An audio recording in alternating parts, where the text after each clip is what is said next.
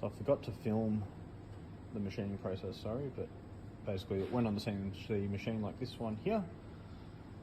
Then it'll go get washed, then it'll go into the honing machine and get washed again.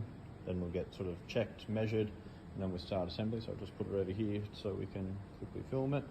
So we've got new pistons. It actually didn't clean up at 10 thou to a point that I was happy with, so we went 20 thou. The core shift on this block is not too bad, so you can get away with it. A lot of them won't take a 20 thou oversize, but this one was. So the rotating assembly is all in. So we need to do the windage tray, oil pump and pick up, and get the heads back on. So we've got the new oil pump on.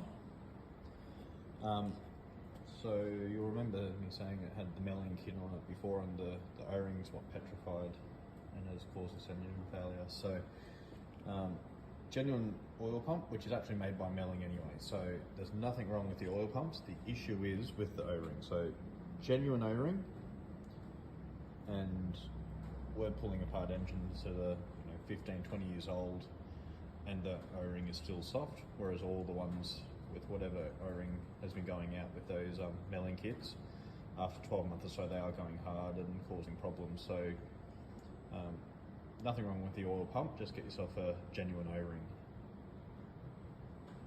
So we'll get that put on.